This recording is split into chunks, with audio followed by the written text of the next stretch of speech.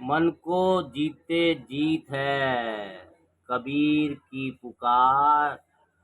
साध्वी ज्ञानानंद जी के विचार। दोस्तों, मन को जीते जीत है। मन स्वयं पर्दे के पीछे रहकर हमें बाजीगर के बंदर की तरह नचाता रहता है। मन में क्रोध आ रहा है तो हम क्रोध करने लग जाते हैं। मन में दोष है तो हम दोषी बन जाते हैं। मन में काम है तो हम कामुकता का पोषण करने लग जाते हैं। मन हमें ईर्ष्या करवाता है तो हम ईर्ष्या करते हैं। मन जैसे नचाता है हम वैसे ही नाचते हैं। सदगुरु कबीर साहब इसी को अपने बीजक ग्रंथ में कहते हैं, बाजीगर का बांदरा ऐसा जीव मन के साथ, नाना नाच नचाए के राखे अपने हाथ। अर्थात बंदर को जिस तरह बाजीगर नचाता रहता है उसी तरह मन हमें अपने इच्छा अनुरूप नचाता रहता है। अध्यात्म की शुरुआत तब होती है जब हम अपने आप को मन से अलग देखकर मन के भीतर छुपे छुपाए अपने मैं की जड़ों को ढूंढने का प्रयत्न करने लग जाया जाता है। हम लोगों के पास बहुत कम समय है। इसे थोड़े समय से में सदगुरु कबीर साहब के संपूर्ण ज्ञान को आप लोगों के समक्ष नहीं रखा जा सकता। सदगुरु कबीर साहब की वाणी में कल आपने मेरे परम पूज्य श्री गुरुदेव जी के मुखाविद से मन के बारे में श्रवण किया था। मन की चंचलता, मन का पागलपन और अध्यात्म में मन की एकाग्रता की अनिवार्यता, मन से पार चले जाने का नाम अध्यात्म है। परम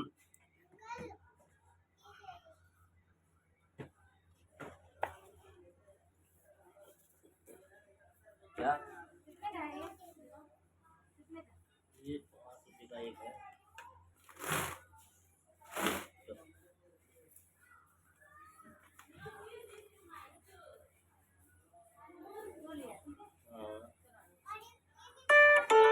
₹10 received on PhonePe. वो 5 रुपए का बता।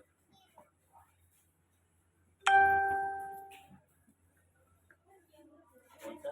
ये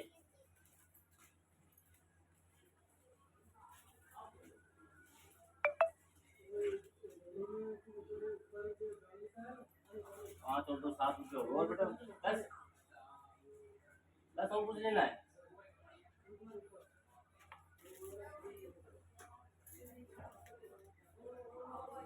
ये लो।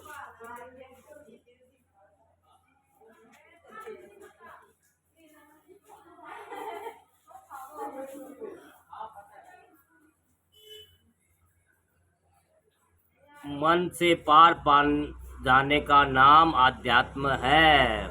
परम पूज्य गुरुदेव जी ने मन को वश में करने के अनेक उपायों पर प्रकाश डाला था। सदगुरु कबीर साहब मन की शुद्धता पर बहुत जोर देते हैं।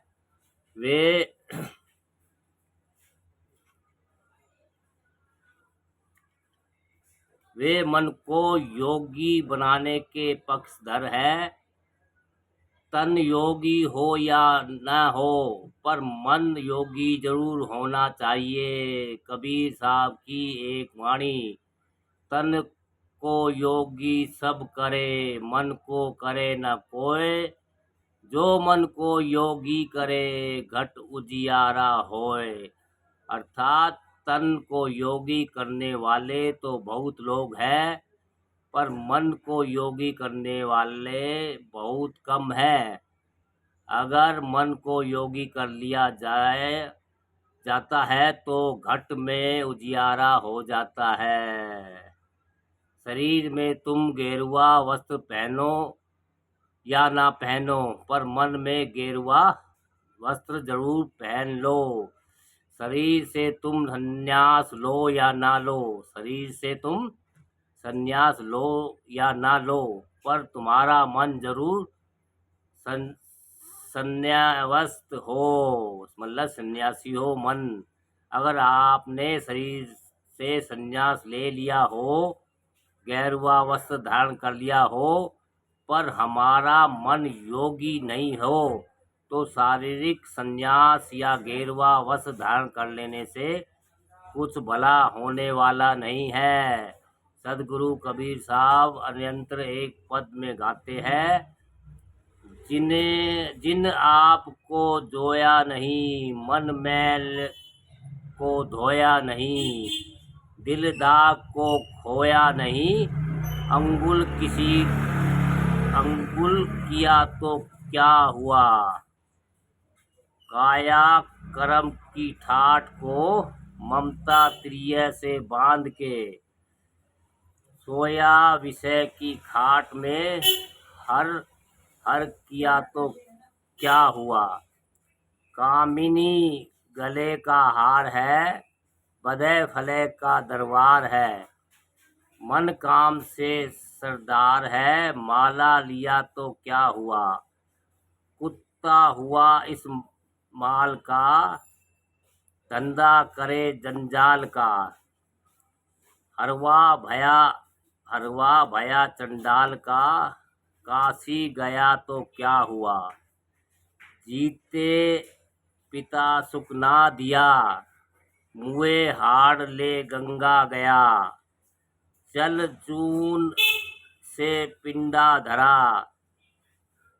तर्पण किया तो क्या किया, धंधा करे संसार का, जो कुंजड़ा बाजार का, आया तीरथ करी द्वार का, छाया लिया तो क्या हुआ, पंडित से तो झगड़ा भला, क्या मूर्ख बोलना, कहे कबीर चंपा भला, करनेर का गजभार का।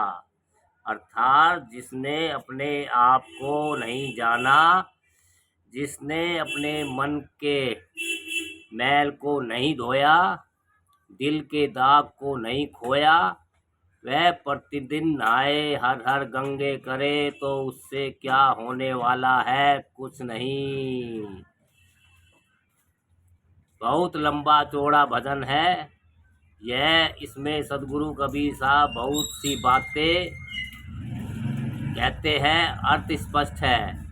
एक स्थान पर सदगुरु कबीर साहब कहते हैं, तुम गीता और भागवत पढ़ते हो, लेकिन अगर हृदय शुद्ध न करो तो फिर बात बनने वाली नहीं है। यथा राम भजा सो जीता जग में, राम भजा सो जीता, हाथ सुमरनी पेट कतरनी, पढ़त भगवत गीता, हृदय शुद्ध किया नहीं, बोरे कहत सुनत दिन बीता।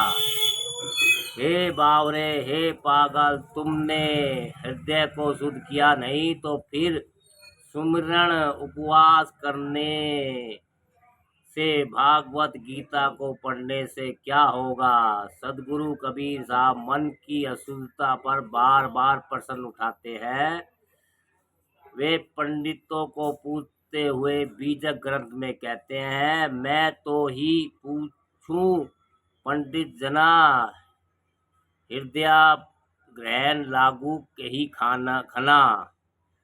अर्थात जब सूर्य या चंद्र ग्रहण लगता है तो तू शुद्धि के लिए स्नान करते हो, दान देते हो और न मालूम कितने कर्मकांड करते हो। सूर्य ग्रहण और चंद्र ग्रहण होता क्या है, जब सूर्य और पृथ्वी के बीच चांद आ जाए तो उसे चंद्र ग्रहण कहते हैं, और जब सूर्य और चंद्रमा के बीच पृथ्वी आ जाए और सूर्य की किरणें जब चांद तक न पहुंच सके तो उसे चंद्र ग्रहण कहते हैं। उसी तरह सदगुरु कबीर साहब कहते हैं कि हृदय ग्रहण लागू कही खना। तुम्हारे हृदय में जो ग्रहण लगा हुआ है, तुम्हारे और परमात्मा के बीच मलिन चंचल मन आ गया है, जिससे परमात्मा का प्रकाश तुम तक नहीं पहुंच पा रहा है। इसके बारे में हे पंडित तुम क्यों नहीं विचार करते? संत कबीर ने की शुद्धता पर बेहद जोर देते हैं। मन शुद्ध, विचार शुद्ध, तो आचरण शुद्ध होंगे ही। आपका मन अगर गंदा हो तो आप अपने आचरण को साफ नहीं कर सकते, उसमें कृमिकता रहेगी। आप जबरदस्ती आचरण को शुद्ध करोगे तो कभी ना कभी मन आपको पटक डालेगा। लेकिन यदि मन शुद्ध हो तो संत रविदास जी ने कहा है कि मन चंगा तो कटोत में गंगा। रविदास जी ने चमड़ा भिगोने वाले कटोत में हाथ घुमाकर आह्वान किया था कि मन चंगा तो कटोत में गंगा। कहते हैं उस कटोत में गंगा प्रकट हो गई थी। कारण क्या था? मन का चंगापन। एक तीर्थ यात्री ने रविदास जी से कहा कि आप मेरे साथ चलिए गंगा स्नान के लिए। रविदास जी ने कहा अभी तो मैं गंगा स्नान के लिए नहीं जा सकता, लेकिन यदि मेरा मन शुद्ध होगा तो इस चमड़े भिगोने वाले कटोत में भी गंगा प्रकट होकर हमें पवित्र कर सकती है। और गंगा प्रकट हो गई। निकाल। गंगा प्रकट हो गई थी। उस कटोत में मन की शुद्धता पर विशेष बल। संत मन में आचरण शुद्ध सर्वप्रथम शर्त रखी जाती है कि सदगुरु कबीर साहब की एक प्रसिद्ध साखी है। हाँ, क्या लिया? और हिंसा, चोरी, नारी नर मिथ्या, मद कौ पान, याको कभऊ न कीजिए पांचों नरक समान। हिंसा, चोरी, नारी पर मिथ्या, मद का पान, याको कभऊ न कीजिए पांचों नरक निदान। हिंसा, चोरी, व्यभिचार, नशा का सेवन, व्यर्थ की बकवाद करना और जुआ खेलना, इन 5 पापों से आजीवन आजीवन अपने आप को बचाकर रखना की कोशिश रखने की प्रतिज्ञा साधकों से करवाई जाती है। उसके बाद ही साधन अध्याय की शुरुआत होती है। हाँ बेटा बोलो, क्या क्या लिया आपने? ठीक है जी।